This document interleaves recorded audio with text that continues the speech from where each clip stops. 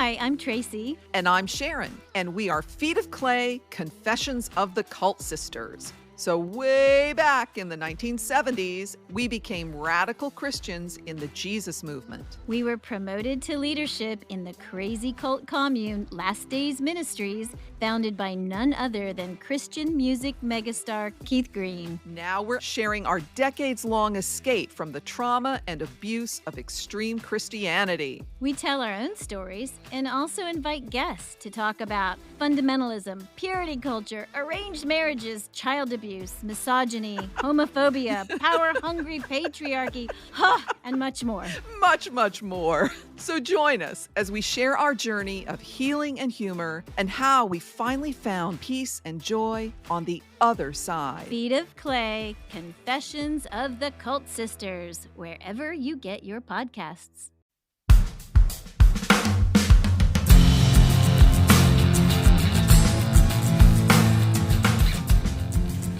Episode 111, The Deconversion of Jake. This is Matthew, and in this episode I interview Jake to discuss his deconversion from Christianity. If you have a deconversion story to tell, please get in touch, reasonpress@gmail.com.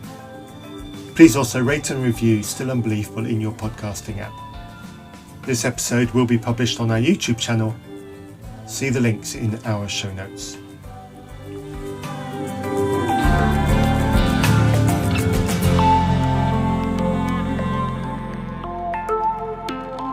Hello everybody, this is another episode of Still Unbelievable, going slightly different here.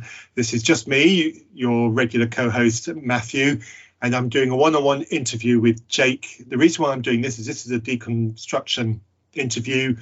Those of you who listen to the Graceful Atheist podcast will already know by now that David is taking a little bit of a break. It's perfectly fine. We all love you, David. We're all going to miss your episodes, but you take the break that you need to take. So what I did was I put a little message up on the Deconstruction Anonymous Facebook group, which is one that's associated with the Graceful Atheist podcast, and said, if there is anybody who fancies doing an interview, I'm very happy to step in and do a couple of interviews. So that's what I'm doing here. So welcome to Still Unbelievable. Jake, how are you, sir? I'm doing fine. Thank you for having me. Jake, I'm in the UK, in coastal Somerset in the UK. It's winter here, but it's hovering around about 0 degrees. Tell me where you are. So I'm down in Georgia, and it's actually surprisingly cold. I deal with a lot of piping in my work, and so this time of year gets very chaotic. The pipes likes to freeze and bust, but yeah, I think it was about 9 degrees this morning, Fahrenheit, so pretty cold. Right, now this is something that keeps coming up with Andrew and myself. Andrew, my co-host, is in your part of America. He talks in that weird Fahrenheit thing, whereas I'm your standard Celsius person. So we talk numbers which don't mean anything, have very little relevance. So when I say 0, I mean Celsius 0. Yeah. But when you say 9 Fahrenheit, that's a very different temperature, isn't it? Yeah, I have a lot of friends on Instagram all throughout Europe. And usually I get on my phone and try to Google the conversion chart so I can list both temperatures. So I'm not exactly sure of this morning what 9 Fahrenheit equals to, but it's like -10 or somewhere around there. All right, let me do a quick test because I've got a smart device here. So let's have a little bit of fun. Alexa, what's 9 degrees Fahrenheit in Celsius? -12.78, very precise. Okay. So yeah, around about -10. Yeah. That's chilly. I don't see temperatures that cold. I saw -8 on my thing, on my thermometer outside in the garden earlier this week. But that's about the coldest it gets in this part of the UK. We're coastal. So we've obviously got a factor there that stabilizes the temperature somewhat. So negative numbers is very rare for me. Anyway, that said, this is middle of January, so this is normal. Yeah, I'm actually from Seattle, Washington. And I'm used to much colder temperatures, and I did not expect it to get this cold when I moved down to the American South, which is known for being very hot and humid. So I was quite surprised to come down here and find that it does actually get below freezing for a little while, not very long. Right, okay. That's where somebody with my level of head hair, cold temperatures really notice. Yeah. It's a good job this is an audio-only podcast. Right. So, Jake, you got in contact with me because of my post over on the Deconversion Anonymous Facebook page talk about deconversion. I do recommend that group. That is a very supportive group. I love seeing new people join that group. I love seeing the support that the community gives to each other in that group. If you're struggling with deconversion, deconstruction, and you want a supportive community to answer any of the questions, I do recommend that Facebook group. So thank you for getting in touch with me, Jake. So let's start at the beginning. Sure. Tell me about your upbringing, your early introductions to Christianity, if there were any, and how you ended up on the Christian train. So I was not raised in any kind of religious home. I do believe my brother and I were both like baptized at the local Episcopal church, when we were like 3 months old. But beyond that, we didn't go to church regularly. It wasn't something that we did. And then my parents split when I was like 4 or 5. And I just don't recall my parents either saying anything, whether positive or negative, regarding religion or church. It was just a non-issue growing up. So growing up with my divorced parents, I lived with my dad and saw my mom every other weekend. But my dad was, he was an alcoholic. He had his own issues. So his kind was just go to work, come home, drink, pass out in his room. He was not like abusive in any way. So what that meant was that like my brother and I had this open childhood because we had no structure. So I make the joke sometimes that if I had been raised by wolves, it would have been an improvement. And just because we didn't have to sneak out of the house, we just left whenever we felt like it. There was no structure, no discipline, no rewards or consequences. So we just did what we felt like it. And as kids, that was pretty cool. As I got older, I realized I missed a lot of discipline and structure and, relationship bonding. But my curious nature into the world just led me down all these many different paths because I was pretty open and willing to do just about anything. And eventually that led to alcohol at a pretty early age, in middle school. Like I was 14, or I guess that'd be the beginning of high school, around 14. Started drinking and followed in my dad's footsteps to where I was drinking every single day of my senior year of high school. Like I carried the little miniature bottles of liquor with me to school, and I would step out of the class, go to the restroom and drink that. And during my lunches, my friend and I would leave, go get some like fast food or something. I'd run by my house and I'd pour probably like 6 shots of vodka back into whatever drink that I was having. Because our 4th period class right after lunch was an art class.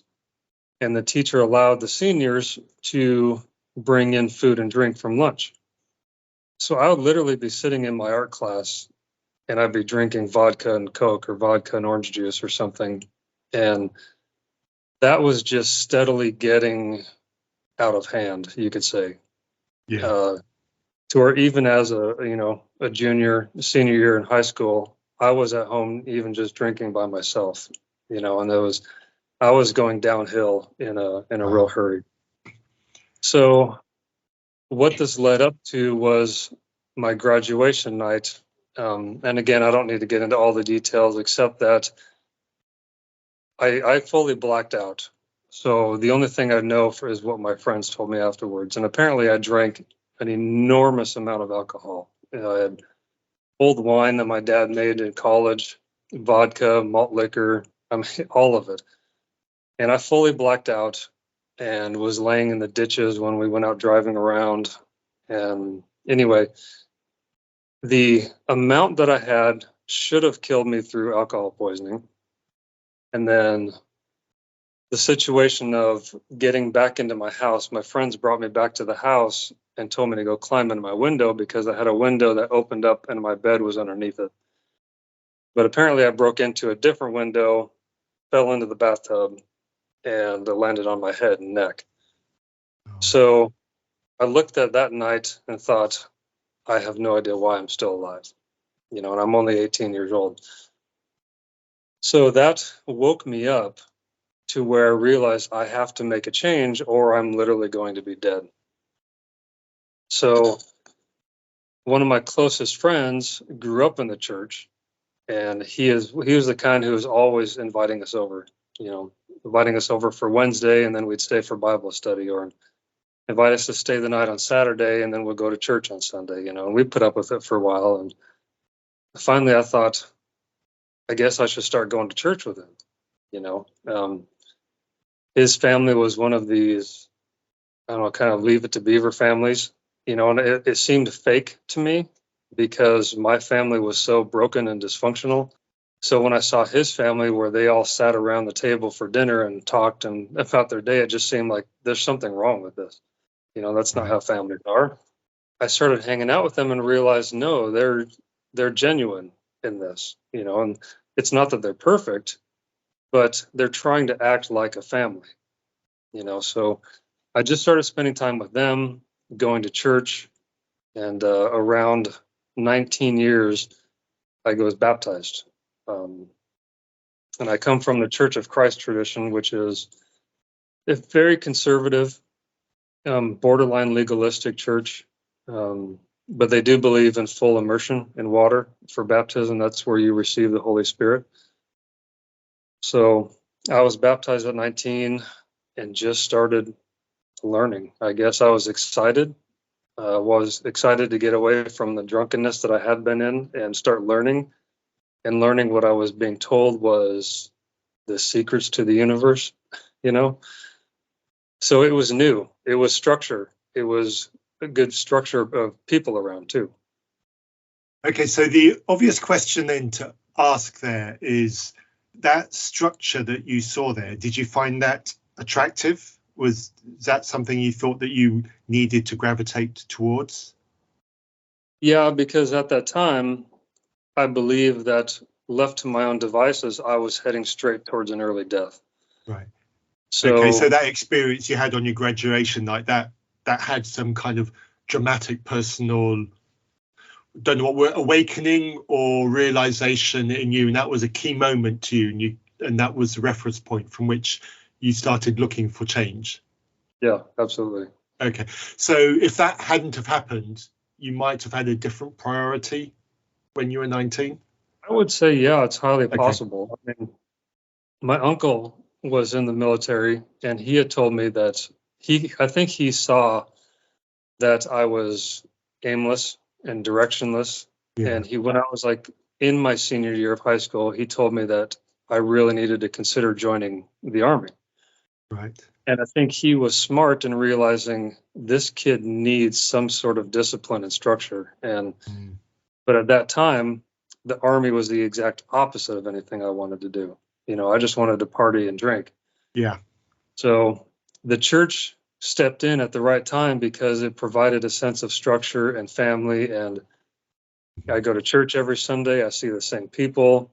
I'm going to start learning from these wise elder men, and it was good for it. I guess you could even say it served its purpose at that time. It probably did save my life in a way. Yeah, there's definitely something to be said for some kind of social rigidity in terms of behavior for stopping people from wasting their life, to, if you'll let me use that phrase. I've seen it in people that I know as well. I'm thinking of a particular individual I know from school who was a bit like that, and he ended up joining the Army, and you look at him now and he's a completely different individual, and he's very supportive, and he credits that rigidity of the Army structure to helping him turn his life around. Yeah, I sometimes think maybe that's what I should have done, but it didn't matter. I mean, it doesn't matter now. Either way, I needed something in my life to kind of get me on track. Going back a little bit earlier then, forgive me if this is personal and you don't have to answer, your dad's drinking, was that related to the divorce, or was that already part of his character? And I don't mind talking about my dad. He passed on in 2004. Okay, I'm sorry for your loss.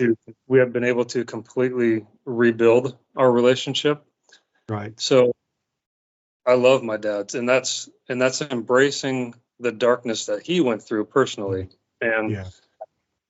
so what I learned from him, he was aimless like me. And he came from a family that was very formal. Like everybody else in his family is very formal, and he was aimless. So he chose a career which was law simply because it meant more school and he didn't know what he wanted to do. Right. When he graduated, he started a small little law firm in just a small town south of Seattle, nothing big and fancy. And he met someone and got married, and started having kids. But I think he was struggling with his own demons of, demons, I guess you call it, but of not knowing what it was that he actually wanted to do. Okay. He just was following a career path because it meant something to do. And it meant something with his very formal parents and brothers and sisters. And so I think his drinking just became his own escape from life, and then they did get divorced early. And so that led to, I think, to a depression because, and I'm assuming a lot of this, but I think it just led to him being disillusioned with his own life. And so he used alcohol as a means of escape. And I just saw that then as, because I guess maybe because he wasn't abusive, either verbally or physically, I didn't fully see it at the time as a bad thing. Is just what he did. So for me, it was like, I want to experiment with this too, Right. and until it began to get me to where I'm drinking, getting drunk by myself at home, at 17. And I was like, okay, Yeah. it's going, it hadn't reached the point of being too bad yet, but it was definitely headed that direction quick. Yeah, and that transition from preteen into adulthood, and you start to get access to mobility and alcohol and drugs, even to some people, and starting to realize that there are things that are within your grasp, which at one point in your life never were. It's an exciting time doing other things, exploring the limits of what you are and are not able to do. And that is what we are like as curious individuals. We push those boundaries and we try to achieve what we can do. When I think of some of the things that I got up to at that point in stage, living in Zambia with a friend who drove, a number of times we went out, got drunk, transported ourselves home, all of us drunk. And I think through those kind of things, I think the number of opportunities for something disastrous happening were quite high. Yeah. And as a parent myself, it shudders that my own offspring might do something that I did, which is quite a strange place to be. Yeah, it's scary. It definitely is. I have a 17-year-old son, and I think it's not long before he's, potentially moving out, and whatever it is that he chooses to do, there's going to be that time where he's going to experiment with life and do things, and you just hope that it goes well, that he survives. I had friends in school that did pass away, whether from drugs or alcohol or different things. And all the times that we would sneak liquor bottles into heavy metal concerts and then drink, and my friends would smoke weed, and then we drive home and you think, how in the world did we actually escape and get through all of it? So, yes. During all this time, how was the relationship with your mother? It was scattered because she was kind of unstable in a way. Like, she didn't have a great paying job, which is why we lived with my dad, which is probably not normal, but he was a lawyer and he made, like I said, we weren't wealthy, but he did just fine. And my mom didn't have stable jobs. She was flaky, I guess you could say, but a sweetheart, a nice person, but we only saw her every other weekend. And so it wasn't so much about being mother and son as opposed to we're just going to try to have fun for the weekend. Yeah. So we had a good relationship, but as far as like a mother-son, same with my, or a father-son, I just didn't have those relationships with either of my parents. Right. Okay. So let's get back to where you were in your story then. So you're 19, you've found friendship and some stability and some structure in a church family and in church environment. And very quickly committed to the point where you decided to get baptized. Yeah. How did that change the relationship between you and your immediate family?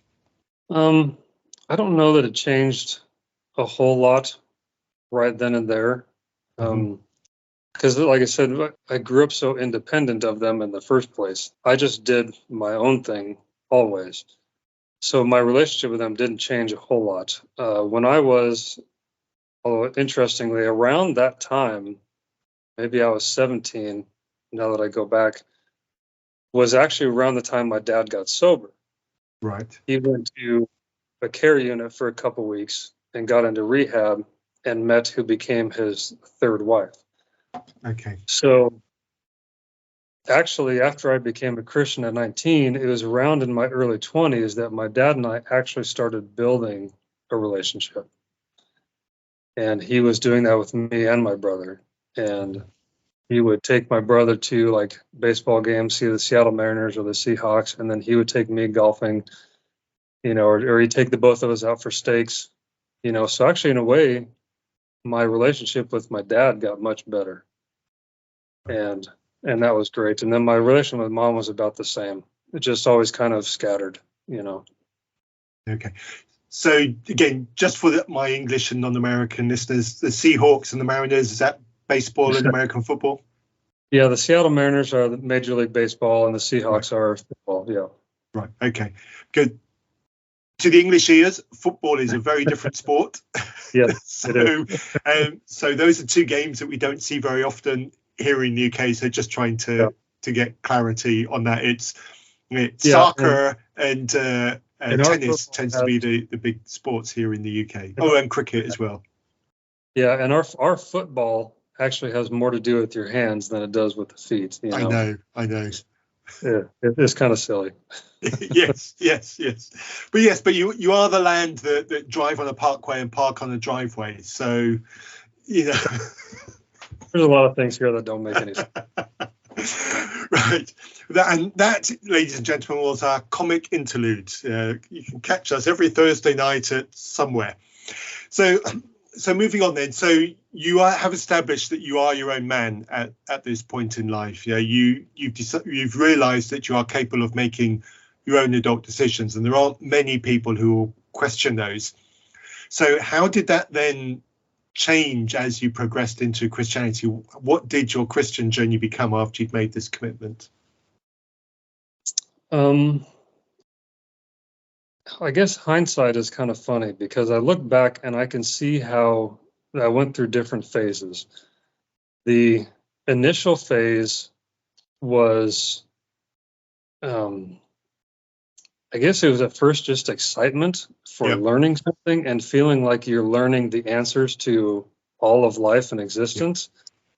Like, this makes sense. Everything before this point was leading me to an early death. It was chaotic. And now I've got something that's like, no, here's the answer for everything. So I just absolutely dove in. I dove right into the Bible. And the churches of Christ that I've always been a part of were very conservative, but very focused on just what the Bible says. There wasn't a lot of, like, we call it a cult of personality, with specific preachers. Yeah. In fact, the church that I was in didn't have a preacher. There was 3 elders, and a couple of deacons and an evangelist, and they all rotated Sunday morning sermons. Mm-hmm.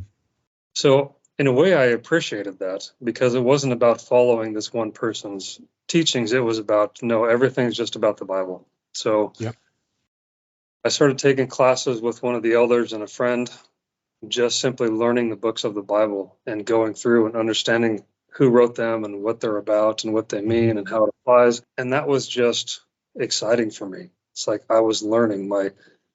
My curious brain was gathering information and knowledge and feeling like I'm understanding the world. And that was exciting. It was all about scripture and learning, but that led to legalism, to where I wanted to do everything I possibly could to be right in every tiny little detail. And I took a road trip twice, actually. I took a big road trip with a friend of mine.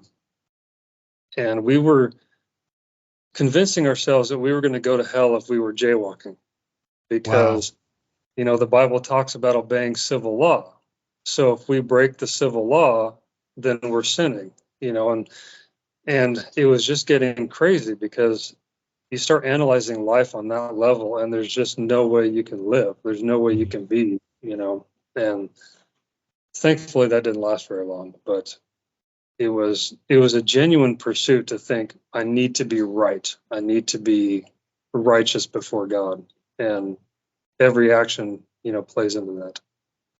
Do you think there might have been an element of your thinking then, or the group thinking, that if you slip on the slightest little thing and you allow it and you don't feel guilty about it, then that opens the door to letting other bigger, more important things also slide? Yeah, I think so. It was that level of micromanaging everything you said or did, because you didn't want to give the devil a foothold. And I'm not saying that the church, the church itself was teaching that from the pulpit. It was just my learning. And then I had several other friends, and we all kind of joined the church at the same time, and we were feeding off of each other's energy of wanting to micromanage and make sure we were righteous, and again, not to give the devil a foothold. So it just kind of drove ourselves insane. It couldn't last long. No, that sounds like it's the potential for an environment that creates an awful lot of psychological pressure in terms of behavior and coherence. Yeah, and it must be quite emotionally draining as well. It was exhausting. And one of the things they did on Sunday nights was they would try to get some of the younger men to practice their preaching. So they might, we had Sunday night church service, and they'd bring in 2 or 3 younger guys and do shorter sermons. So there's a little bit of wanting to keep up with everybody else. Like other guys are doing sermons, therefore I want to start preaching too. And so we were looking at each other and just feeding off each other to be righteous and do everything right and make sure you're preaching and doing all these things like a little checklist. And it's extremely exhausting to not even allow yourself just to live, because you're trying to achieve all of these certain little things. Yeah. And presumably then you spend lots of time double guessing yourself on every little decision that you make. Yeah. I remember at a similar stage in my own life, early 20s, with a friend of mine, and he had a fairly good job at a bank. So he was the first of us to buy his own apartment. And I remember him getting really excited about this apartment that he was going to buy. And he said to me quietly one day, he says, am I allowed to pray to God that I get this apartment? Would it be a sin if I made this prayer? And I said, no, I don't think it would be. But when I think that back now, he'd clearly spent some period of time stressing and worrying over whether he was even allowed to pray that he would be able to afford or be able to get this apartment, whether it was breaching some kind of prayer code. And when I look back at it now, I think the strain and stress that we were putting on ourselves at that time on life to certain types of perfect behavior. And it's only when we take a step back from the outside and look at it and we go, golly, the amount of damage that we do to ourselves with that kind of micromanaging. Yeah, absolutely. One of our friends was this guy who was very focused and determined, and he was going to buy a townhome at a pretty young age. It was kind of amazing to us that he was going to be buying a house, But he was stressing about it so much, even to the point where he was trying to debate whether or not he should get a VCR, to watch VHS videotapes, because he thought it might be vanity. Right, yeah. And we were having this long discussion in the car, me and him and a couple other friends, as to whether or not you should pray to God for a VCR. Does God care? And if he does care, does he care how much money you spend on it and this and things? And I thought, look, at the time, it just seemed so important. We really need to figure this one out. Now I look back and think, well, how stupid and silly and stressful. Yeah. Over buying a stupid little VCR. But we're stressed whether or not we're going to make the right decision before God. So you drive yourself insane with that. Yeah, and I think this is the exuberance of youth, and I think this is the danger of this kind of legalistic structure, is the exuberance of youth can tap into that in a very unhealthy way. I've experienced it myself, I've seen others experience it, and you're clearly talking about similar experiences. And I look back and I think, couldn't we have just had more fun? Yeah. You can have fun safely without it being sinful, and you end up with a better quality of life if you don't put all of this unnecessary strain on yourselves. Yeah, I realized the dichotomy of the life that I lived beforehand was absolutely nothing but chasing fun. It was drinking all the time, going to concerts, chasing women with my friends, and then suddenly switching gears to this completely legalistic thing where I'm going to go to hell if I'm jaywalking. And that kind of flip, I don't know, it's not good. You're still at the time 18, 19 years old. I mean, and you're stressing your life out that much. I think sorry to interrupt. I think there's a good lesson here on human psyche, and I think we see it in a lot of things. Is life can be like a pendulum, and if you start really far up on one side, when the pendulum swings, there's a very real danger that you'll swoop past the sensible middle ground and end up at the equivalent opposite position. And it sounds like you kind of did something like that. Yeah, and it plays into the idea of being taught that we are sinners. Yeah. So we need saving. So when the Bible says, there's no one good and no one seeks good, and so I look at that and I go, well, yeah, here I was killing myself with alcohol, and now I'm being told that no one's good. No one can achieve salvation on their own. They need God's help. So it plays into thinking I'm a bad person on my own. I'm just a sinner deserving of damnation on my own. So I have to now get this right and be right before God so that I don't end up in hell. And that's just a horrible way to live, really. Yeah. So did this help you get the alcohol consumption under control? Were you now in an acceptable level of alcohol consumption now at this point? For a short period of time. Ultimately, I don't think it was Christianity that solved that problem. Right. I ended up solving that problem later on in life on my own, really. I think to get deeper into, the ideas of our shadow selves, and, we're getting metaphysical and stuff. But when you start repressing certain things and telling yourself that these attitudes and these desires and stuff are bad and evil and sinful, so you shove it down. Yeah. That does not solve anything. No. So it ends up showing up. So what ended up doing was I would be good with alcohol for a long time, and then at some point I would go to a friend's house and then completely lose control and get wildly drunk, and it's like, well, this really isn't solving the problem. No. I just had to mature, and I can have bottles of whiskey up on my shelf right now, and I may not even touch it for a month. It's just, it doesn't have a hold on me anymore. But it wasn't the church that did that. That was just telling myself you're sinful and bad. And that's not a good strategy for long-term health. Yeah, and I think that's a good point to nail to the board, if you'll forgive me the analogy there, because repressing something doesn't actually address any of the issues. No, not at all. It just, you can push it down for so long, but it's going to come back. Leaving that aside, because it sounds like we're going to return to that subject then at some point. But going back to your Christian journey then, so you're in this community, you're growing as an adult, you were spending time studying the Bible. What happened next? What happened when you hit your 20s and you got into your 20s? I started getting more involved with the youth groups and youth camps, and I moved to Spokane, Washington, which is on the eastern border of Washington State with Idaho. And I moved out there to kind of be a secondhand man to the youth leader at a church there.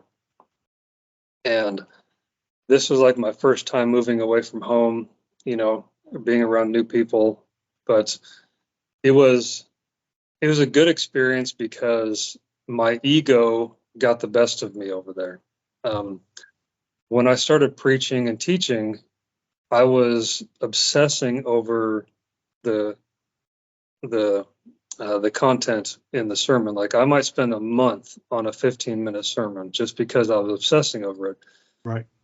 But I started getting praise right away from people saying, "Wow, you're a natural at this," And so I kind of gave myself a big head. I started thinking, "Man, I'm really good at this," And the counter of my obsession when I started thinking that I was really good was that I stopped obsessing over everything. I thought, I'm really good. I can do this. I can throw something together the night before. Yeah.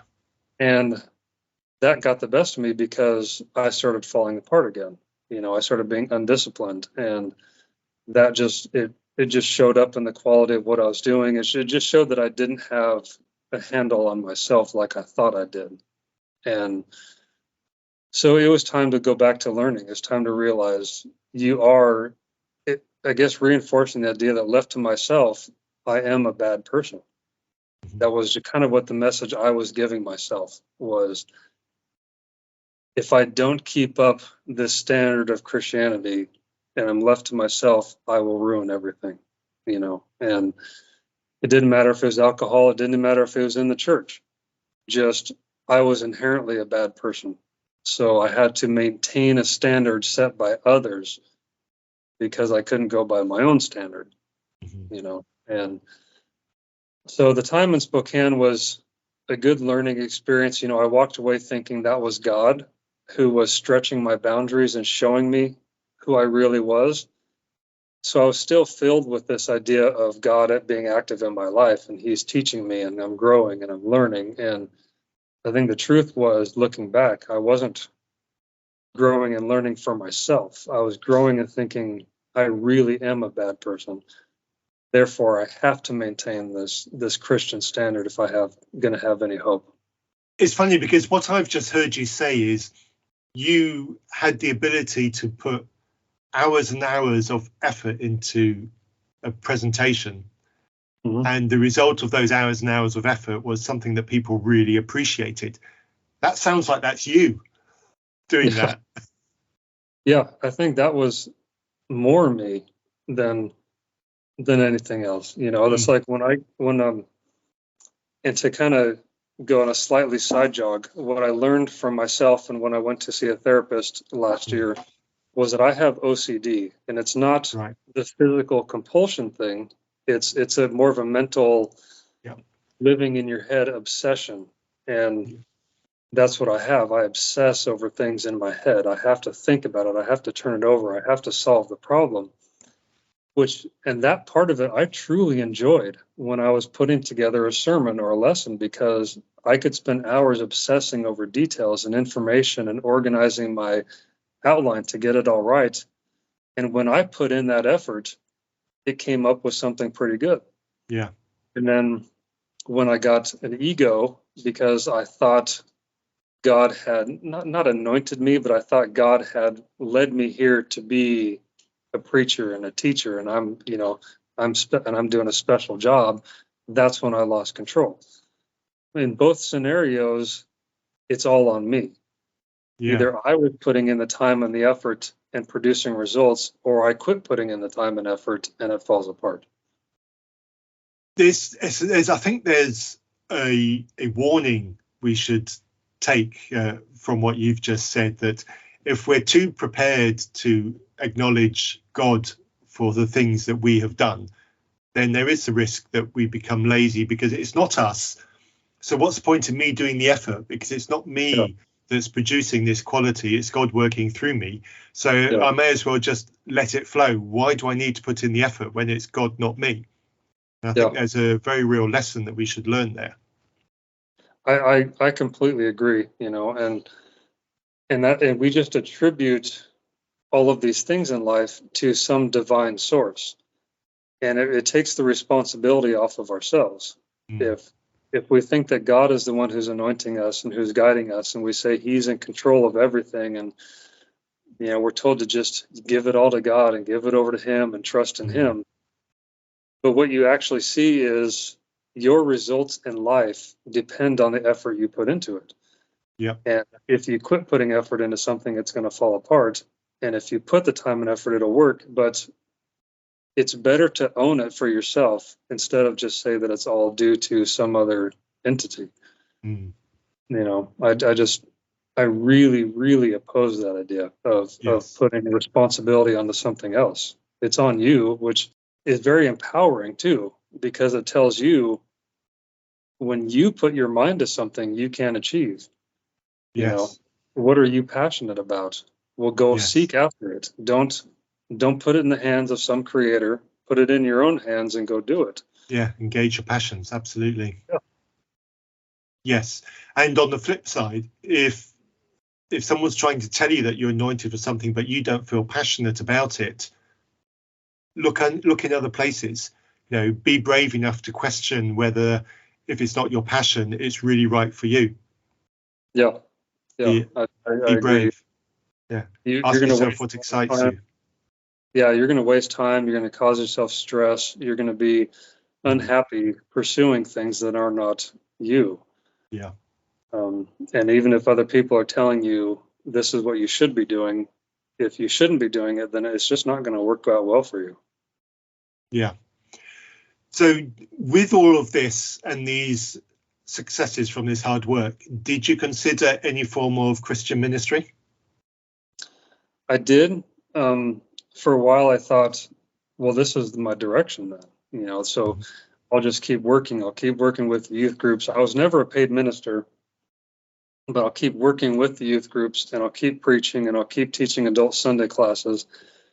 And eventually it'll work out. You know, I'll be able to have my own ministry. Maybe I'll become a youth minister at some point. And that was definitely the path. Even though I'm a pretty extreme introvert and a bit antisocial, so I don't know that ministry would have actually been the right path to where your whole job deals with dealing with people and their problems all day. That would have been very tough for me. But the preaching and the teaching part were good. It's like stepping up on stage to preach. You feel disconnected from the crowd, and you step into a different zone, and I could almost be a different version of myself. So that part was good, but maybe the constant daily dealing with people would actually not have been very good. Yes. Yeah, it must be challenging somebody because not everybody's an extrovert. You know, I'm a bit of an extrovert. I enjoy dialogue with people. It stimulates me. It excites me, but not everybody feels that way. For some people, it's genuinely a tiring and draining experience. I thoroughly enjoy it. I just need the counterbalance of being alone for a while after, you know, to recharge. So, I can have like hours long discussions with friends, and then I won't have to see them for a month or two, you know. Yeah, I understand. So you explored a little bit that idea. At what point did you realize or decide that this really wasn't for you, and what direction did you go then? So I can credit an atheist friend of mine that I worked with asking some very direct, pointed questions that stuck with me for years. We would have these long talks, and we'd stay up till 3 a.m. sometimes and just discussing these things. And there were a lot of times where I could answer questions for him that he had about Christianity, but he asked one question or said one comment about the idea of hell. And he said that what kind of God needs to use the fear of hell to keep people in line? And that's one that I just had an extremely difficult time ever coming up with a rational answer for. You know, I mean, I know we rationalize it in the church. Many people say, well, that's people's free will choice, and that's why they go to hell, and we're sinful and all these things. But you just go back to what kind of God would that have to be to create a system where if someone just doesn't believe it, that they're going to suffer in hell for eternity. And that stuck with me for years. Even though I stayed in the church for a long time, that stuck with me. I just could never really get my mind around that one. Mm-hmm. And so that's why I say my deconstruction probably started 15 years ago, and I didn't even know it. But little questions kept coming up that I just could not get past those questions, and eventually leading to 4 or 5 years ago where I could no longer avoid those questions. And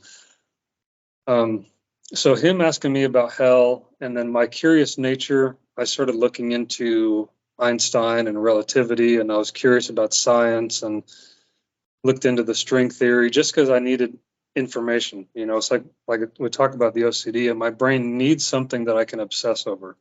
So if I reach to a point of a topic where I feel like I've got a decent handle on it, I've got to replace it with something else. So it moved on to sciences. And once it moved on to sciences, you start realizing how science works within the church and within the secular world. And the basic idea that science is built on thousands of years and millions of scientists around the world building upon each other. And as hypotheses and theories and tests and experiments continue to prove themselves true, then they keep using those as building blocks and moving forward. And when things don't prove themselves true, then they discard it. Anytime a scientist comes up with a theory or an idea, there's 1,000 other scientists who are going to want to prove them wrong. So all of these ideas that prove themselves true repeatedly, they just continue to build generation after generation. Mm-hmm. And that's just looking at the world as it is, versus the Christian science is taking a book written thousands of years ago by under dubious nature and dubious authors, and giving you a basic outline. And now every bit of your science and data, you have to force it to fit that book. And I thought, that's not science. That can't be true. Like, how could that possibly answer the world if you're just given this book and say everything you find must fit this book? So the scientist has to discard any data that goes against the Bible. Mm-hmm. So when you come to like the ages of the universe and the ages of the earth, and every scientific secular science test can prove the dating methods to thinking the earth is over 4 billion years old. Yeah. Then you want to count the Bible and say, well, no, if you count Bible genealogy, it's no more than 10,000 years. Yeah. So guys like Ken Ham, who's, I don't know if you know who that is, in America. I do, yeah. So he any data that he would have about the age of Earth, he has to force that data to fit the biblical narrative. Yes. Versus it just being what it is. So from this Christian tradition then that you've gone into, was that a young Earth creationist tradition? Yeah, absolutely. It was, right. Yeah. So when you were exploring these scientific avenues, did that create some cognitive dissonance in you when you were trying to work things out? Yeah, I'd say 100%. We were given books that were based on Christian science. So these were supposedly scientists who believed in a young Earth creation. And so those were the books that we were given to read. And if you filter your education through one direction, it's easy to believe those things because they have scientific evidence and proof for why they believe the Earth is no more than 10,000 years old. Yeah. So if you stay in that avenue, that's what you're going to think and believe. It seems reasonable, So that's one of the reasons why I think it's so important to look for information outside of your normal sphere of knowledge. Seek counterpoints, look at different points of view, and be able to compare the two, and things start becoming a bit more clear. Yes, it helps you to analyze and critically question the bubble that you're in to be able to identify are the things in my bubble that are right? And more importantly, are there things in my bubble that are wrong? And you don't get to be able to quantify that if you're not exploring other areas. Even if some of those areas you explore turn out to be wrong, if you haven't explored it, you haven't been able to critically analyze what you already hold. Right. You're essentially being told what to believe versus learning for yourself what is true. Yes. So at this point then, had you met your future wife? Were you married, or did that come along later? Let's see, I met her around, not about a year or two after I was baptized, so I was around 20 or something, and I met her at one of the youth camps. We did not start dating at all right away. We had just been friends for probably a good 10 years because I lived in Seattle, she was in Spokane, then her family moved to Florida for a while. We were just friends for probably a good decade before anything ever happened as far as that goes. Right. So you'd already had this interaction with this atheist friend of yours by the time you did actually start dating and get married? Yeah, it was around the same time. Okay. I met my atheist friend at work, and then I got married maybe a couple of years, 2 or 3 years after that. Right. So. Okay, so you were unknowingly being poked and prodded around about that time. So even whether you knew it or not, the early seeds of deconstruction were there. Yeah, absolutely. And does your wife come from that same fundamentalist Christian tradition? Yeah, and her family's all in. Her grandpa was a preacher. Her dad he wasn't a preacher, but he was very, and still is, very intimately involved with the churches and Christian counseling, and they're, and not to say this disparagingly, but they're kind of the quintessential, generational Christian family. Right. And it is their life. It's who they are, Yes, I think that's one point to just pause and clear. I'm pretty sure that most of the audience already appreciate this, but just to say it anyway, for a great many of Christians, probably everyone who takes their Christianity seriously, Christianity is an intrinsic part of their identity. They see it as part of who they are. It's not just an opinion they hold. It is an essential core of what makes them them. It's an essential element of their personality, of their self-identity, and it's important that we acknowledge that. Yeah, and it's the center core of which you make all the decisions in your life. Yes. Everything you do, if you want to change jobs, if you want to move, whether you're going to get married or go to school, or all these different things come down to, well, you need to pray about it because you need God to guide you into whatever you're doing. So you end up building absolutely everything in your life off of this central faith.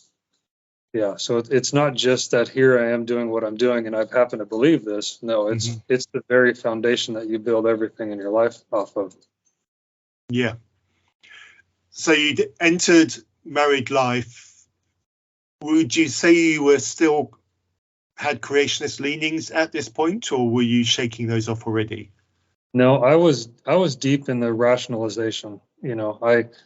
Even though my friend was asking me questions, I was still filled with the idea that God was leading my life, and it just meant maybe I didn't understand everything yet. So every time he'd ask me questions, I would rationalize it. I could go to one of the elders in the church and ask them, and they would give me the answer for it. And I'll think, okay, well, that apparently explains it. Yeah. And you said earlier that you had an inquisitive mind and you loved absorbing things scientific, which is very similar to my own story. And so I came from a creationist background, and I always say that it was science that rescued me from that. So is that also true for you? And could you paint me a bit of a picture of what it was scientifically that started to put those cracks into creationism? It was my love of astrophysics and the cosmos. So even when I was 15, I remember the house that I grew up on had a relatively flat roof. And so if there was a clear night and a full moon, I would climb up on my roof with a foam camping pad, and I would lay down in a sleeping bag and just lay on the roof, staring at the moon. I was just absolutely fascinated with it. And over the years, I would sometimes just find myself on the back deck. I didn't have any great big telescopes or anything, but I would just stare at the stars, and I'd see that some would change colors, and I'd try to draw pictures of it. So then 7 or 8 years ago, somewhere around there, I just really started diving in because I wanted to learn and understand, and I wanted to go to space, Yeah. So I started watching space movies and just getting into it. And I think getting onto like YouTube a decade ago or whenever it was, and suddenly finding videos and making learning easier, accessing information was a lot easier. And, you could go to the bookstore and get a huge book on astrophysics and just be so overwhelmed. There's no way you're going to read that book. Yeah. You don't learn the equations. You can't. But you can watch a 10-minute video, with animation about the scale of the universe and be like, this is amazing. Yeah. And so that's what I started doing and started trying to understand the scale of the universe, which is unfathomable. But trying to understand it, trying to grasp it, and going over the size of the Milky Way, and so you do simple things like, the Milky Way is approximately 100,000 light years across. And so you think, okay, well, how fast is the speed of light?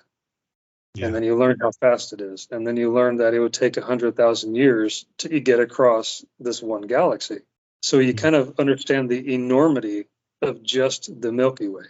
Yes. And then you can expand that out and think, that's just one galaxy. Yep. And the nearest galaxy, and I'm going to mess up this number, I forget how many billions of light years, or I forget how far away the Andromeda galaxy is, but it's the closest galaxy to us. 4 million light years or something like that. I think the number 4 is what was sticking in my head, but I couldn't remember exact. Shall we run another test, shall we? Alexa, how far away is the Andromeda galaxy? 28.4 million trillion kilometers.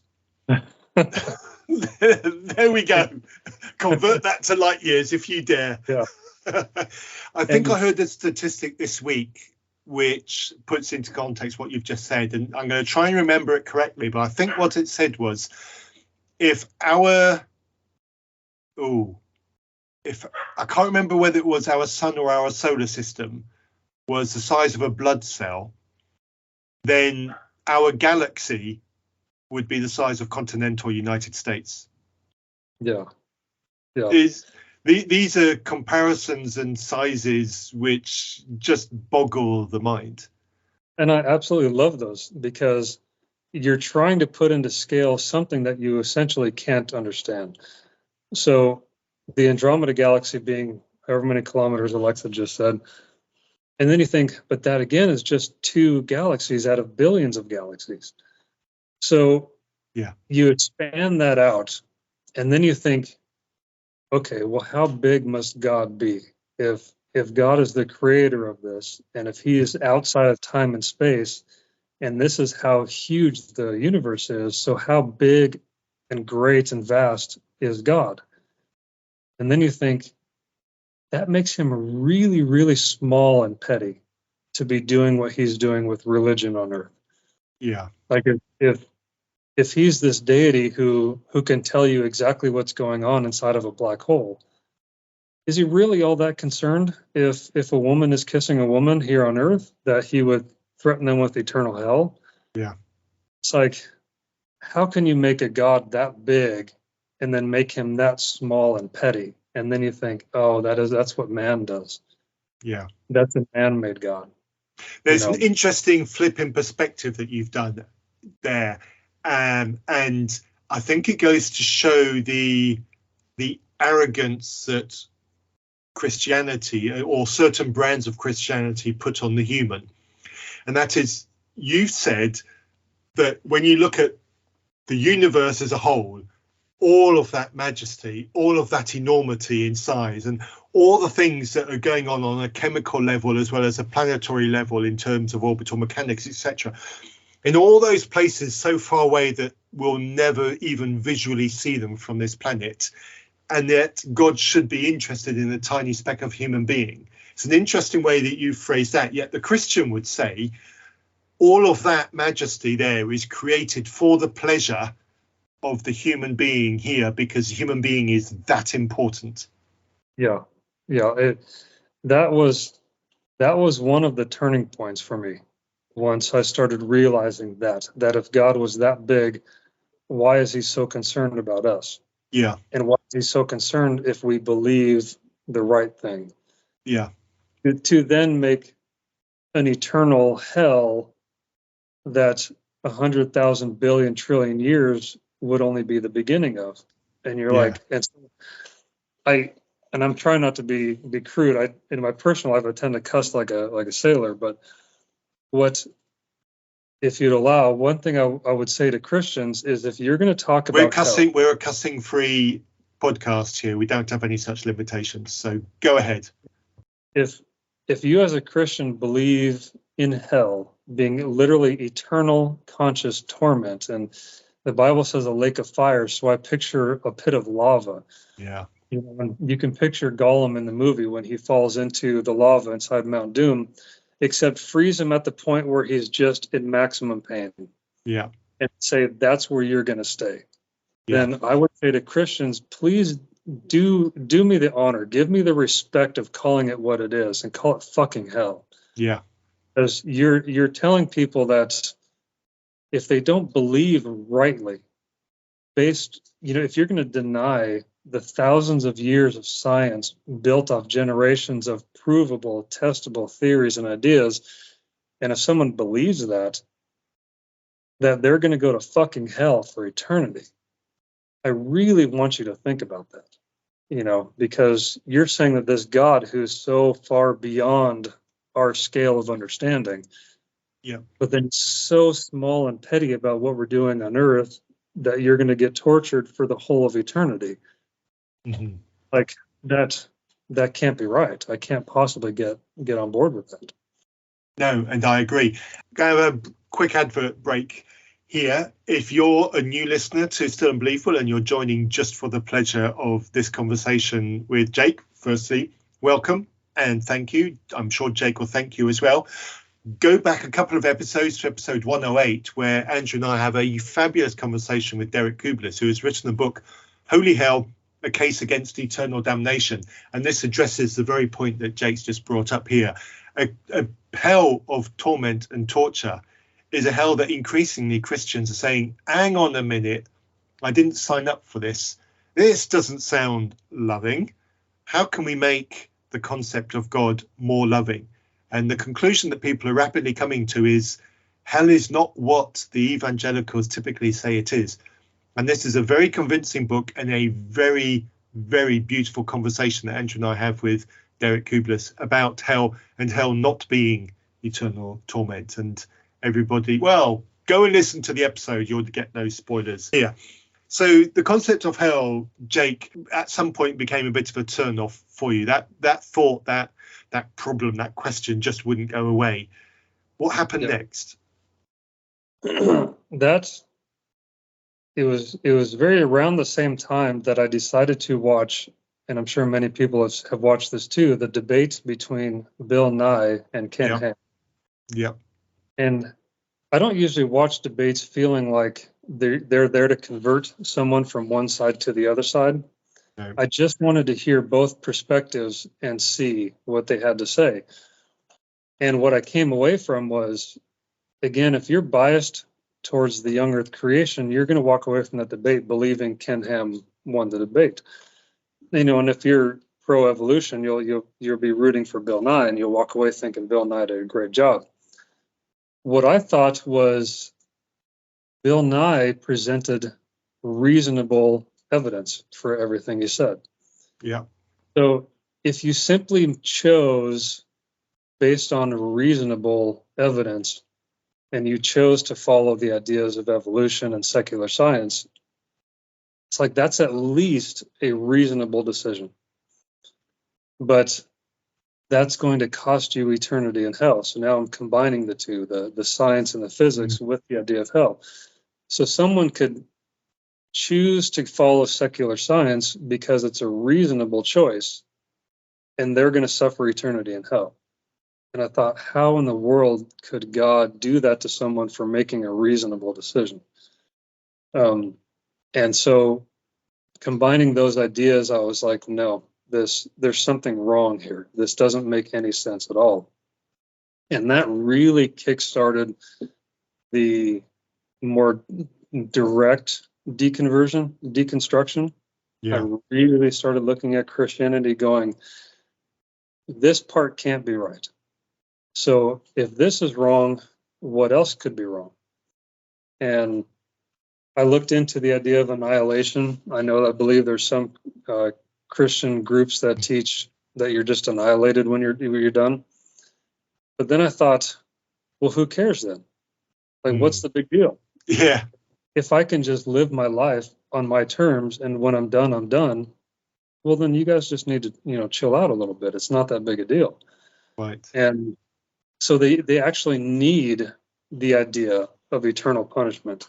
They need something to rescue you from. Yeah. Yeah. Yeah, they need that. They need that as leverage. Yeah. And so hell or annihilation didn't work. I couldn't see that working either way. Science, Christian science versus secular science, no, you guys aren't making any sense. You're forcing the data to fit a preconceived idea instead of just letting it be what it is. Then we had issues with finding a church here in Georgia. We were having troubles with the culture here is very different than it was in Washington State.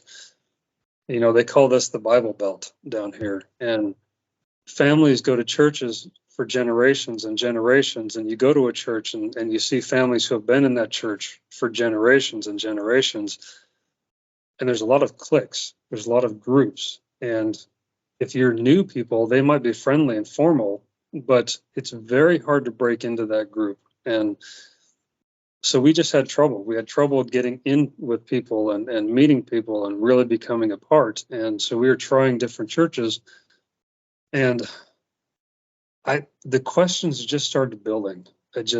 Now I'm viewing the church as a whole from a different perspective, I guess. Mm-hmm. I wasn't trying to rationalize anything anymore. I was trying to say, this doesn't make sense. No, this isn't right. This is not how it should be. And the very last church we were going to ended with a scandal that gets into politics. So, but the story isn't really the politics, it's how the church handled it. Yeah. And they had a friend of mine was leading worship, and he was more of a progressive liberal kind of guy. And then one of the elders was definitely on the Trump train, the MAGA train. Yeah. And so one of the elders posted onto his Facebook profile this picture of, I think it was Donald Trump. I think he was kneeling, and Jesus was behind him with his hand on his shoulder. And I think I know the image you're referring to. Yeah. Depicting that Jesus was essentially anointing Donald Trump to be the president. And so my friend, who is kind of progressive and liberal, looked at it and thought, what are we doing? Like, you're an elder in the church, and here's what you're like promoting and putting forth. So was this from the pulpit?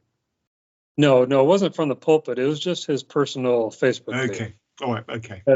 My friend wanted to call it out and say, is that really what we should be doing? Is that our focus in the church? You're an elder in the church. Is that what our focus should be?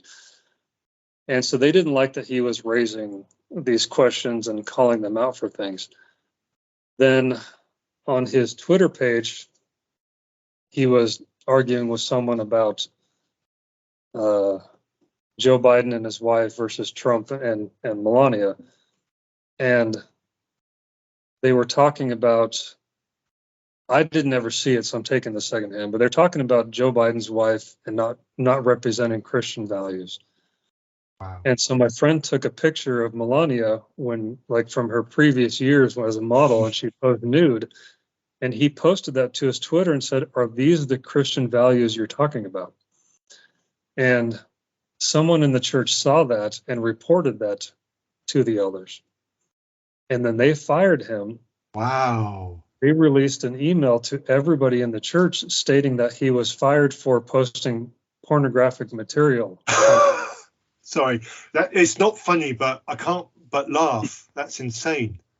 It is absolutely insane. So instead of believing the email, I called my friend first and I said, "What in the world is going on?" And he explained to me everything in detail. And I'm like, "So you were actually, forget about whether it was right or wrong to post the picture. What he was genuinely trying to do was stand up for Christian values." Yeah. You know, and it was reported. And so then the church came out with a second statement stating that we apologize, we painted the picture wrong, it wasn't pornography, but they still said he posted nudity and that's against our social media values in the church and we don't stand for that. And so he was still fired. And it's a useful technicality to help just distract from what was actually going on. They were justifying and rationalizing their own actions. Yeah. Not even being willing to admit he was, you know, you could make a statement, okay, maybe he shouldn't have posted a nude photo on his social media, being that you're a member of the church and part of the leadership team. But he was attempting to stand up for Christian values. He was making a very legitimate, and I've seen exactly the same points in very similar circumstances made elsewhere. So he certainly won't be the first person to make exactly that point. So it's your poor friend. I feel for him, but I don't think it's unique. I think this a similar story to this has happened across many churches across the South. I would believe it. And I had a long talk for hours with the pastor to get his perspective and then weigh it against my friend's perspective, and as well as use my own critical thinking and realize you as the church leadership handled this so badly and so poorly but you didn't even own up to it. When you tried to say that you did the first email wrong, you still worded it in such a way that justified your actions and made his actions wrong. And now you've defamed him in the community, because now he'd have a hard time getting a job in a church because now he's been fired from this church for pornography. So it kind of ruined his reputation and a lot of his friendships. People stopped being friends with him. And then we were looked at kind of taking his side. And so people in the church actually stopped contacting us too. Wow. And I was I'm like, so sorry. It was the last straw for me, because I'd already had so many questions about church and my deconstruction. This was the last straw for me. And I'm like, I'm done. And it leads into a second point about church and home church. But that was the reason why I quit altogether. Even my wife was kind of on board with that. Like, even she could see the way you guys handled this was so disrespectful and not right. So we told them that we were going to leave and start a home church, you know, and that's something that my wife's family had been trying to do for years, probably 3 different times, and it never worked. So I'm bleeding into an entirely different subject, but it's kind of connected. It goes back to my deconstruction in that if church is so important for God, he wants you to be part of a church and go to church and not forsake the gathering of the saints and all these things.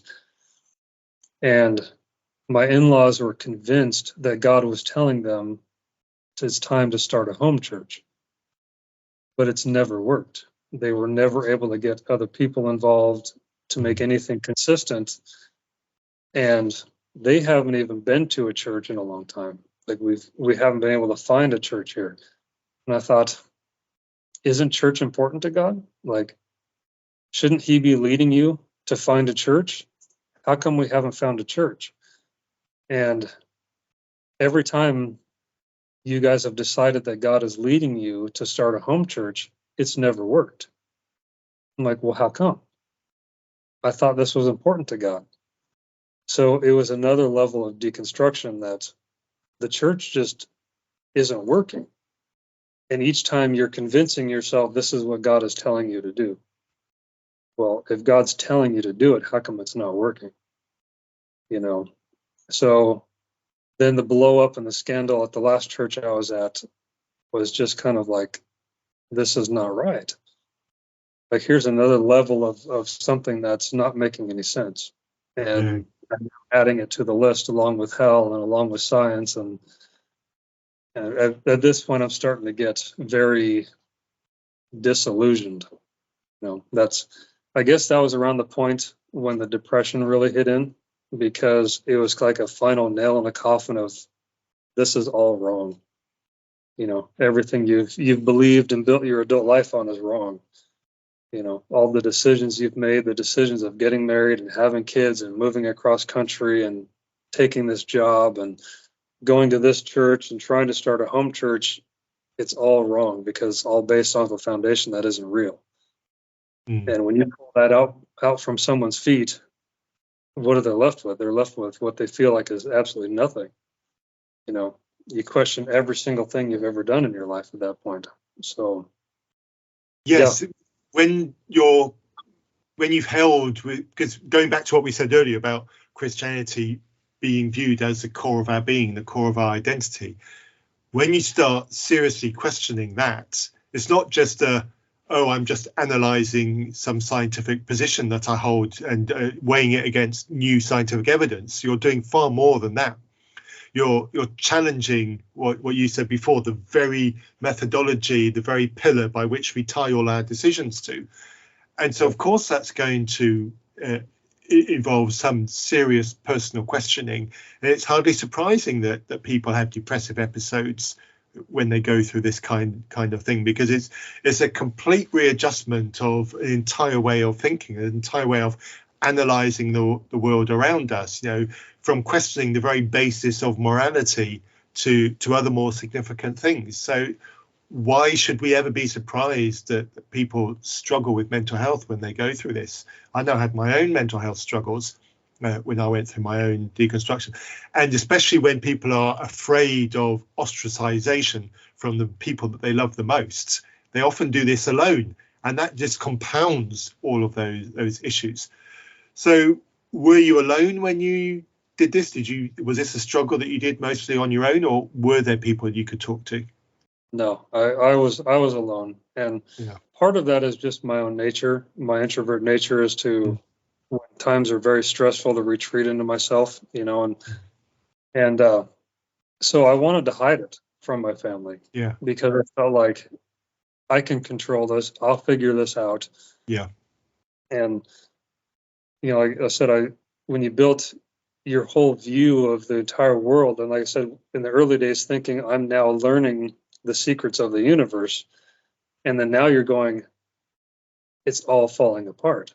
I don't understand anything at this point, and you start questioning who you are. You start questioning everything you've done. But I still have to go to work for my family, and I still have to provide, and I still have to be here, and I still have to live up to a certain standard, even though everything's falling down. So I tried to hold it inside, didn't really talk to anybody about it. That's why, the depression sets in. Yeah.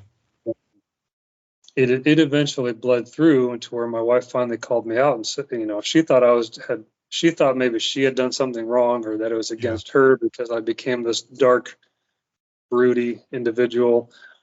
Again, I wasn't abusive. I didn't yell, and I wasn't hitting anybody. It was just retreating. It was working all day, coming home, going up to my room and closing the door. And my obsessive brain trying to solve this problem that's essentially kind of unsolvable.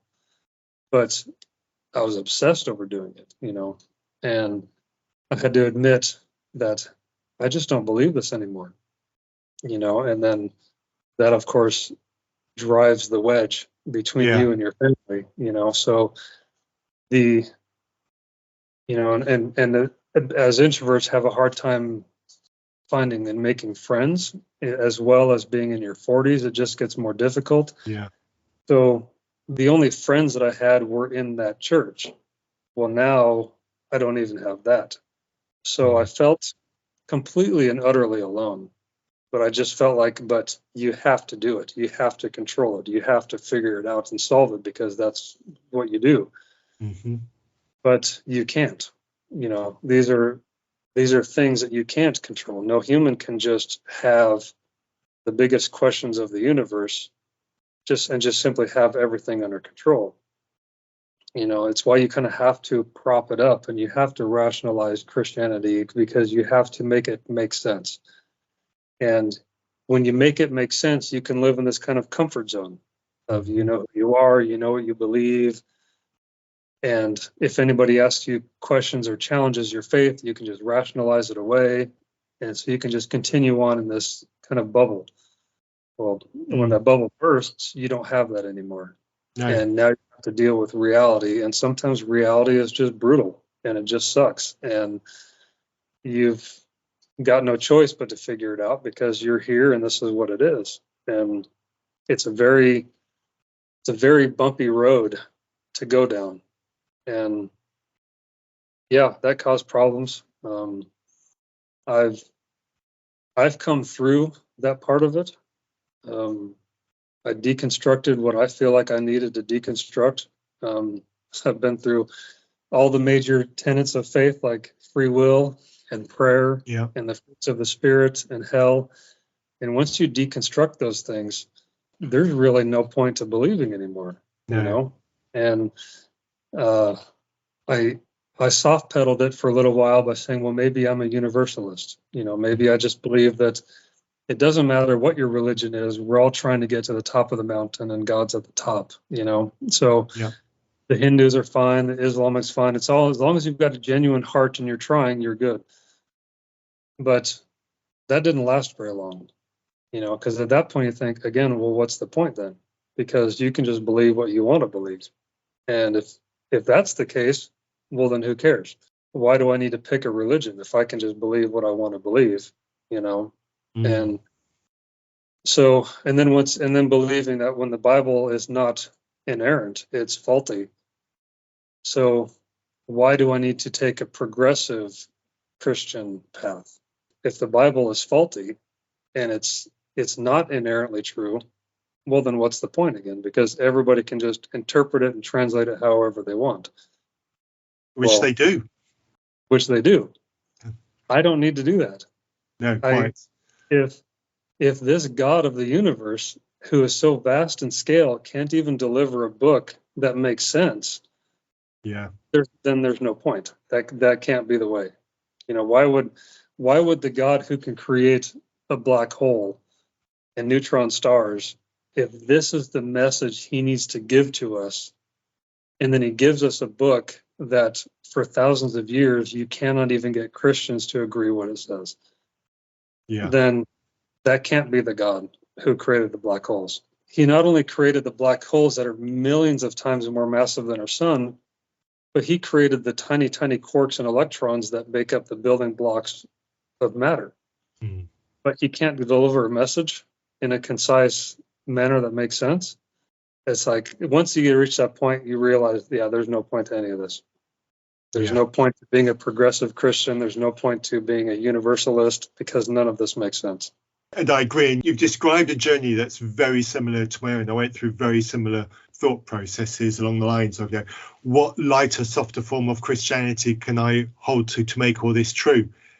And I very quickly came to the conclusion that, well, I can't justify any of it. Why am I jumping through so much hoops? Why am I putting so much effort into trying to find a form of Christianity that I can accept when none of it matches the reality that I'm seeing? There isn't a link. There isn't a road between the two. Why am I trying to build one? Just give up. And when the day that I gave up was the day that my happiness level jumped up as well.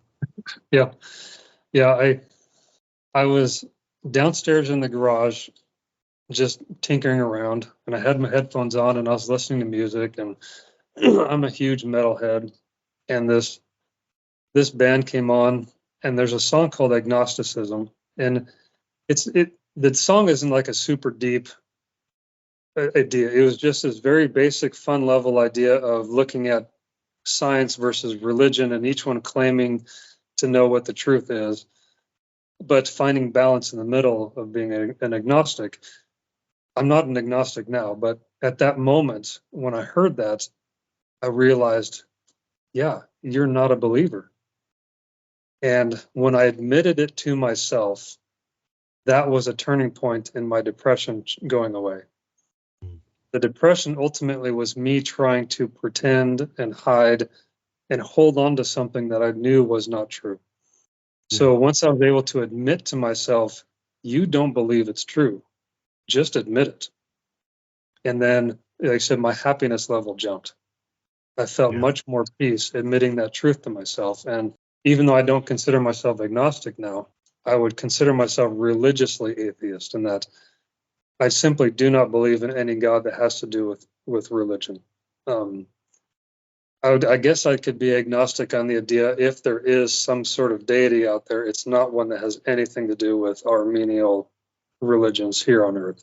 Yeah. You know, there could be something that doesn't interfere in our lives who just started the universe. I don't see why that's any weirder than believing in multiple universes and stuff. You're reaching a point where we don't know it. We don't know that answer. There could be. It just cannot be the God that we've created religiously here. You know, I reject that notion. So yes, and I agree with you. I'm in a similar state. So we're heading into the wind up now. So, but a couple of things I just like to polish up. My journey with my own wife is similar to what you said. My wife still believes. I kept it from her until the very last minute, until I was caught out in it. It's not a strategy that I recommend. I've said it on numerous occasions that you need to be brave and you need to try and be honest and open sooner. My motivation for not was because I knew that what I said would be hurtful, would cause concern, and I wanted to come up with a way to say it which wouldn't, and I failed abysmally to find a way to say it that wouldn't. But I still maintain that we should try and have these conversations earlier, even if they are hurtful and difficult, because it creates an opportunity for dialogue. For me, one of the most damaging parts of my deconstruction between myself and my wife was I was a done deal. I was out. The ship had sailed. There was no way back for me. And then I said, by the way, darling, I'm atheist. That's really hard on the Christian to hear. That's really hard on the partner. And it's because I trapped myself. You know, I didn't want to hurt her, so I kept quiet. And by being quiet, I hurt her. You know, we create a whirlpool for ourselves when we do that. So my advice to others, and it'll be interesting to see if you agree. I'm hoping you do, but you're not committed to agreeing. Be open, and be open as early as possible. What advice would you give to anybody who's listening to this, who's in the early stages of their deconstruction? They're concerned about a partner who still believes, and how to have those conversations. What would you say to them? I would agree. It's probably better to let them at least know you're questioning. You're having some things that aren't making sense, versus going through a couple of years of darkness and depression and then unloading. Yeah. You know, and I don't look at now at everything as being a matter of good or evil or right or wrong. You know, our personalities are what they are, and there's, you could say, positive and negatives to every bit of it. And I would think it's one of the negative things of my personality is that retreating, because I feel like I'm trying to control everything. In my mind, I'm trying to protect them from what I'm going through. But ultimately, it doesn't protect them at all. In fact, they can feel alienated. And if you keep them out of what you're struggling with, then they don't feel like you're letting them be a part of your life, to where you can kind of go through it together. It's a tough thing to do. It's a tough thing to say what anybody should or shouldn't do in their situation. But I would say that communication is more important than lack of communication. So that's probably something I look back and think, yeah, I could have handled that differently. I could have handled it a little better. Um, it- Not that it would have ultimately made things a lot easier, but at least they could have been a part of that and known what's going on versus a couple of years of Yeah. a moody person in the house. Yeah, I absolutely agree. And I love the way that you've expressed that. You've expressed that in a very compassionate and loving way. And I really like that. Thank you for that. Because ultimately, what we do by keeping quiet is we rob our partners, those who love us the most, of walking down that journey with us. And we're robbing them of that experience, and we're being unhelpful to them. And it has potentially to create more damage, as I already said. But it's difficult for both sides, this story, and sometimes we can focus just on our own concerns. Sorry, my dog's barking in the background. There's a very real risk when we're doing this that we spiral into our own fears, and sometimes it's helpful for us to be able to just take a step back and think about the consequence of others and give other people the opportunity to walk with us down this road, to hold our hand when we're low. And even if we don't end up at the same destination, at least they've had an opportunity to hug us along the way. Yeah, no, I agree. And life is just about learning, really. It's about moving forward and learning. And, those are hard lessons that I've learned about myself, because in my relationships with people, the tendency to retreat, even if it's just a platonic friend, is strong. But then you're essentially telling them they can't be a part of this part of your life. Yes. And that's not a real healthy message for really strong relationships. And I think the balance would be that friends and family and loved ones should understand that, like, I need time alone. Mm-hmm. But on the same side, I should understand that I need to involve them in what I'm dealing with. That's what a relationship is. So locking people out is not really a relationship. No. In the same way, them not giving you space to have your alone time and to detox is also not a healthy relationship. And so you got to learn to balance these things. And it's not an easy task, but I think it's an important task. Yes, absolutely. Thank you for that, Jake. Is there anything more that you would like to say to our listeners, or any resources you would like to point in their direction? This is the opportunity for you to plug anything. As far as resources go, I would get on YouTube and just start. I know people are going to be in different phases of this. Some people are already full on just atheists, and some people might be in a stage where they're just starting to question and they're starting to look elsewhere. Start educating yourself, because you can go to a used bookstore and go to a science section like I do all the time. And I got 3 or 4 science books on evolution and on astrophysics and different things they were all under $10. So between YouTube and used bookstores, the ability to educate yourself is just all right there at your fingertips. So if you are questioning, or if you're curious about something, by all means, go for it. There's not one science book I'm going to recommend, because there's hundreds of them, then they're all good. So just start, understand the scale of the universe. If you want to understand the God that you're talking about, we make him so human and so small, but we claim that he's beyond space and time. So start educating yourself on what that means, and then compare it to what you see in the little churches. I could go on and on about, like I said, the ideas of prayer and free will and all these things, but that could take another couple hours to. The important thing is to not lock yourself into saying, this is what I believe and that's it. Start asking questions and learning and educating yourself. Like I said, with social media, and used bookstores and all these things, there's so much at your fingertips that you can learn and understand, and go for it. Maybe you strengthen your beliefs, maybe you challenge your beliefs. Either way, you're not staying stagnant. I think stagnancy just leads to death of your own personal vision, your personal dreams and passions. So just get out there and start. What I will say, a funny kind of anecdote that I talked about on the Deconversion Facebook page. I took to heart the biblical adage of asking, seeking, and knocking. It says it. It says ask, seek, and knock. Yeah. And I look at it and go, that's exactly what I did.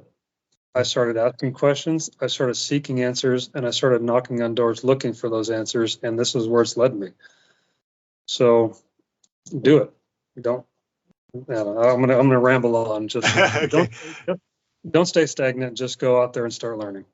Let your curiosity lead you. Thank you so much, Jake. There will be some resources in the show notes, a link to the debate that Jake mentioned earlier. I'll see if I can dig out a link to that song Agnosticism, see if I can find that as well. That'll be a fun challenge for me. And I'll see if I can find some appropriate YouTube channels that you might be able to start your journey with if you're not already a YouTube aficionado. So check the show notes for anything like that.